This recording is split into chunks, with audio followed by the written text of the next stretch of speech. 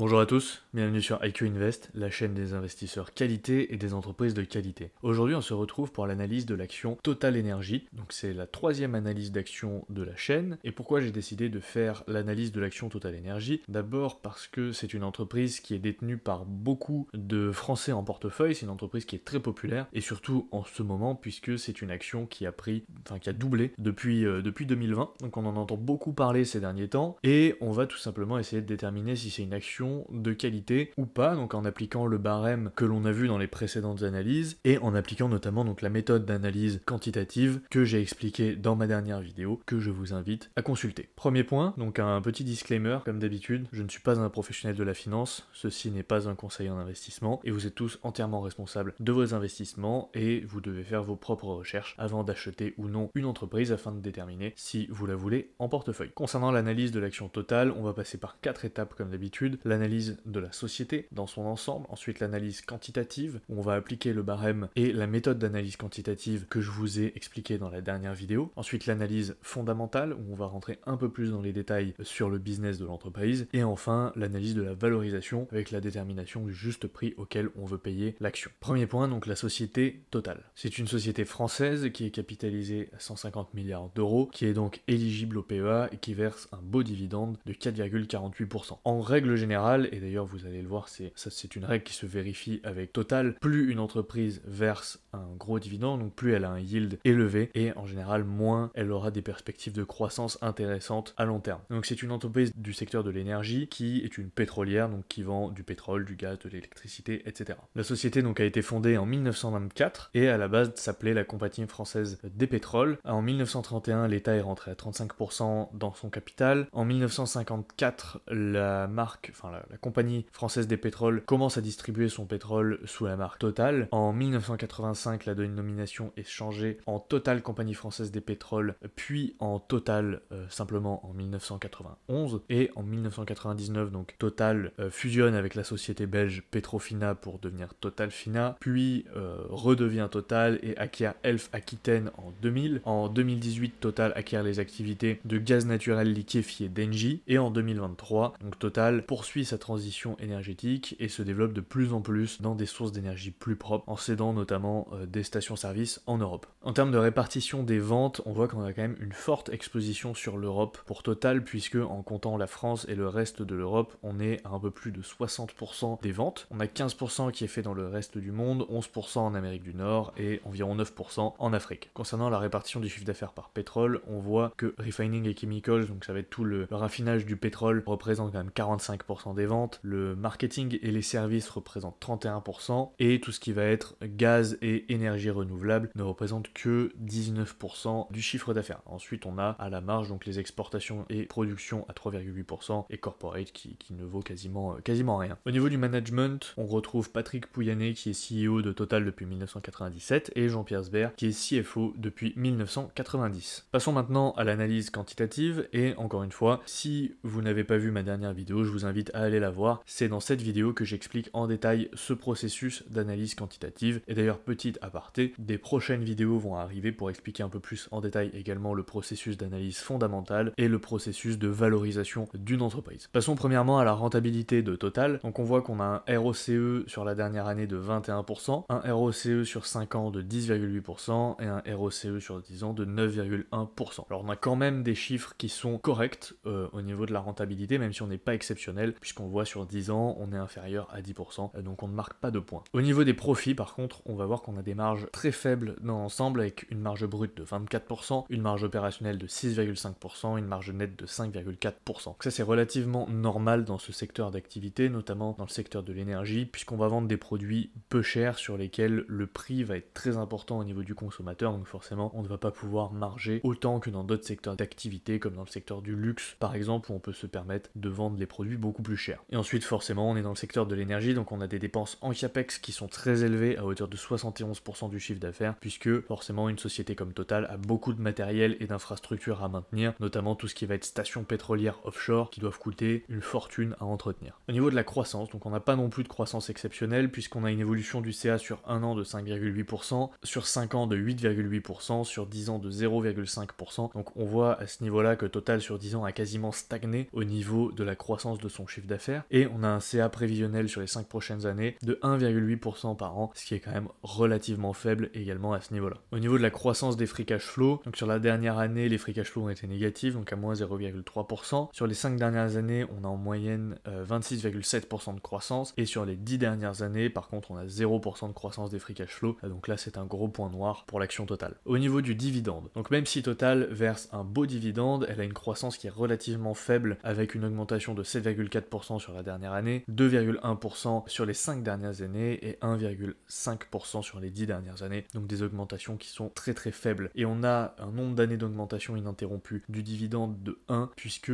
Total n'est pas régulier dans le versement ni dans l'augmentation de son dividende, et son dividende n'est pas très stable dans le temps, en plus de croître assez lentement. Et pour terminer, donc au niveau de la santé, on voit que étonnamment on a des dettes assez faibles sur Total, avec un ratio de dette sur EBITDA de 1,01, et on a un payout ratio par contre qui est très élevé, donc à 70% du chiffre d'affaires. Donc là c'est un gros point noir aussi, parce que ça veut dire que Total verse 70% de son chiffre d'affaires à ses actionnaires pour continuer à payer son dividende, et on voit forcément qu'un payout ratio élevé engendre une croissance potentielle dans le futur du dividende relativement faible, puisque si Total continue à l'augmenter beaucoup trop, le payout ratio va devenir complètement insoutenable pour l'entreprise. Si on récapitule, donc tout ça nous donne une note de 5,5 sur 20, donc ici on se situe vraiment dans le bas du classement, donc avec une note rouge en dessous de 8 sur 20. Si on compare Total maintenant à ses concurrents, on voit qu'on a Equinor avec 9 sur 20, donc qui est une entreprise de l'énergie norvégienne. On a l'américaine Occidental Petroleum avec 6,5 sur 20, la britannique Shell avec 6,5 sur 20, Chevron avec 5 sur 20, British Petroleum avec 4,5 sur 20 et ExxonMobil avec 4 sur 20. Donc on voit que Total n'est pas non plus dans le bas du classement par rapport aux autres entreprises de l'énergie, mais comme on l'a vu avec Equinor, il est possible de faire quand même beaucoup mieux avec Equinor, donc qui se démarque vraiment pour le coup en termes de qualité avec 9 sur 20, ce qui est un très bon point. Si on compare maintenant l'évolution du cours de Total par rapport au S&P 500, on voit qu'on a une sous-performance très nette, donc avec en moyenne moins 2,44% par an de performance au niveau de l'action Total par rapport au S&P 500. Et encore heureusement que l'action s'est beaucoup rattrapée depuis 2020 et a eu une forte hausse, parce que sinon on aurait vraiment une croissance, je pense, assez catastrophique par rapport au S&P 500. Passons maintenant à l'analyse fondamentale de l'action Total, et commençons par les forces. Total produit du pétrole, du gaz et de l'électricité qui sont des produits essentiels et stratégiques. Ensuite, Total effectue sa transition énergétique, donc elle investit massivement dans les énergies renouvelables, tout en continuant la croissance de son segment pétrole et gaz, ce qui est selon moi un bon point, puisque Total ne mise pas tout sur les énergies renouvelables, mais continue à faire croître son segment des énergies fossiles. Total est beaucoup tourné vers les actionnaires, avec des rachats d'actions massifs et un versement de beaux dividendes, même si on a vu que la croissance laissait clairement à désirer. Total bénéficie de l'ancien empire colonial français et de sa zone économique exclusive pour exploiter des sources d'énergie dans les pays, notamment en Afrique, ou sur les stations pétrolières offshore, grâce à la ZEE de la France. Total profite également de l'augmentation des prix de l'énergie à long terme, et notamment du cours du pétrole, et c'est d'ailleurs une des raisons qui fait que l'action Total a explosé depuis 2020, c'est que le cours du pétrole a fortement augmenté. Et comme on l'a vu donc avec la guerre en Ukraine, Total se comporte comme une valeur refuge en temps de crise, ce qui peut être intéressant au sein d'un portefeuille global. Et en dernier point, donc Total investit également dans des stations de recharge de véhicules électriques, ce qui est également un très bon point, puisque comme elle possède un parc de stations-service très grand, elle peut se permettre d'implémenter dans ses stations-service des stations de recharge de véhicules électriques qui peuvent lui fournir une source de revenus supplémentaire. Au niveau des risques maintenant de Total, donc elle pourrait rater sa transition énergétique et perdre des parts de marché face à des concurrents qui seraient spécialisés dans les énergies renouvelables. C'est une valeur qui est fortement exposée aux fluctuations des cours du pétrole, donc à la hausse comme à la baisse, et elle est particulièrement exposée également aux risques politiques et aux réglementations dues au changement climatique. Ensuite, c'est une société qui a des marges faibles, une croissance faible et qui n'a aucun moat, donc Morningstar ne lui attribue aucun moat, donc aucun avantage compétitif au niveau de l'entreprise. Total est exposé au risque de déclin démographique également, car moins de gens pour consommer de l'énergie, donc forcément si la population à l'échelle mondiale diminue, Total vendra moins d'énergie. Ensuite, on a 17% de la production de Total qui se situe en Russie, et donc on est exposé à des risques géopolitiques, surtout si les sanctions face à la Russie venaient à s'accentuer ou si la guerre avec l'Ukraine venait à dégénérer. Et enfin, donc on a Total qui est exposé fortement à des risques de scandale, notamment si une marée noire devait se produire, ça pourrait fortement impacter le cours de l'action. Concernant les produits ici, donc forcément on a des produits qui sont essentiels puisque Total vend de l'énergie, on a des produits qui sont achetés régulièrement également puisque ce sont des consommables, on a des produits qui sont vendus à bas prix, donc même si les prix à la pompe ou les prix de l'électricité ont tendance à augmenter, c'est des produits qui restent abordables, on a des produits qui sont achetés par une large base de clients puisque tout le monde est concerné par l'achat d'énergie, que ce soit les particuliers particuliers ou les professionnels, et on a des produits qui ne résistent pas au changement selon moi, car on a un double risque à la fois de pénurie au niveau des énergies fossiles et de transition énergétique et de disruption par des acteurs qui seraient spécialisés dans les énergies renouvelables. Au niveau du positionnement, donc Total n'est pas une entreprise qui est appréciée par ses clients, puisque Total a une mauvaise réputation dans l'ensemble, comme à peu près toutes les entreprises du domaine du pétrole. Total est une entreprise qui n'est pas unique, puisqu'elle est complètement similaire aux autres pétrolières et n'a aucun moat, donc aucun avantage compétitif, puisque forcément un consommateur, la seule chose qu'il va regarder pour acheter son essence ou l'électricité, ça va être le prix, et il va aller au moins cher. On a une entreprise qui n'est pas leader sur son marché, puisque au niveau mondial, sur le marché de l'énergie, on a des acteurs qui sont beaucoup plus gros, comme Chevron par exemple. On a une entreprise qui ne résiste pas à la concurrence, puisque le seul déterminant à l'achat va être le prix, et donc forcément une entreprise qui ne dispose pas d'un fort pricing power, puisque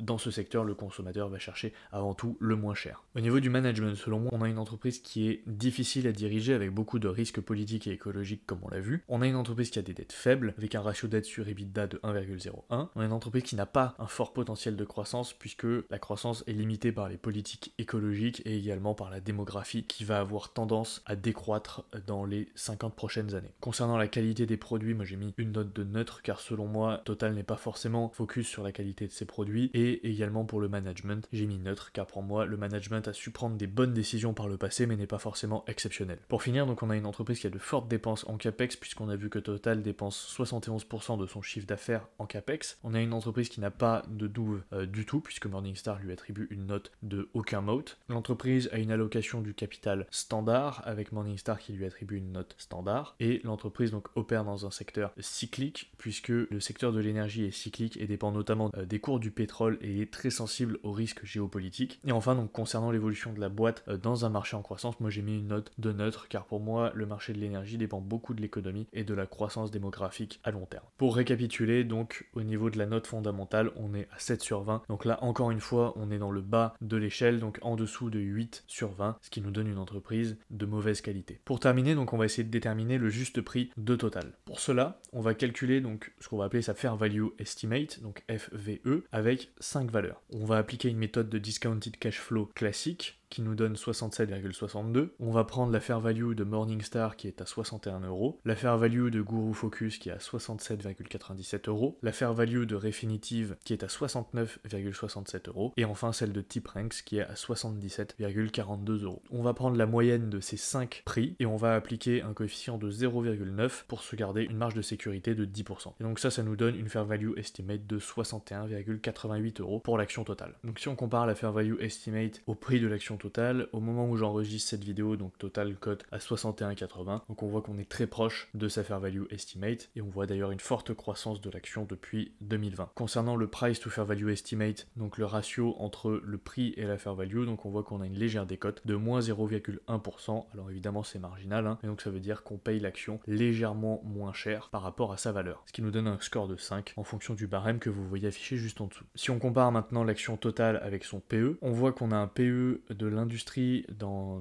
sa globalité, donc de l'industrie de l'énergie qui est à 9,15, un PE médian sur 10 ans pour l'action Total qui est à 13,12 et le PE actuel de l'action qui est à 8,37. Ce qui nous donne une différence de PE de moins 36,20%. Donc ça veut dire que l'action est décotée de 36% par rapport à son PE historique. Donc ici effectivement on va comparer le PE de l'action Total uniquement avec son PE historique et non avec le PE de l'industrie qui est selon moi moins pertinent, mais ça permet d'avoir également une échelle de valeur à ce niveau-là. Donc ici on va avoir un score de 10 puisqu'on a une action qui est fortement décotée par rapport à ses niveaux historiques. Et enfin, tout cela nous donne un score final de 9 sur 20 en additionnant donc la note quantitative de 5,5, la note fondamentale de 7 et le score de valorisation de 15 que l'on obtient en additionnant donc le score obtenu avec le price to fair value estimate et le score obtenu avec la différence entre son PE et le PE historique. Donc on voit que même si l'entreprise a des notes de mauvaise qualité sur l'évaluation quantitative et fondamentale, elle arrive à s'en sortir sur le score final puisqu'elle a une valorisation qui est très correcte aujourd'hui. Pour résumer, Total selon moi n'est pas une entreprise de qualité, elle se comporte néanmoins comme une valeur refuge en temps de crise et donc elle pourrait éventuellement s'envisager dans une construction de portefeuille global et elle pourrait être intéressante notamment pour s'exposer au secteur de l'énergie. Maintenant, personnellement, je ne pense pas que c'est une action qui va m'intéresser et je ne pense pas que c'est une action que je vais acheter. Cependant, si un jour je venais à vouloir m'exposer au secteur de l'énergie, ce qui peut être intéressant, encore une fois dans une constitution de portefeuille global, je pense que j'opterais plus pour une entreprise comme Equinor qui a des meilleurs fondamentaux, qui a des meilleurs ratios et qui a l'air d'être de meilleure qualité en règle générale, même si pour ça il faudrait faire une analyse plus poussée de l'action Equinor comme on vient de le faire pour l'action Total. Je vous remercie d'avoir regardé cette vidéo, n'hésitez pas à lâcher un pouce bleu, à mettre des commentaires et à me faire part des prochaines actions que vous voudriez que j'analyse sur la chaîne. Et pour terminer, donc je vous souhaite à tous une bonne journée et je vous dis à la prochaine.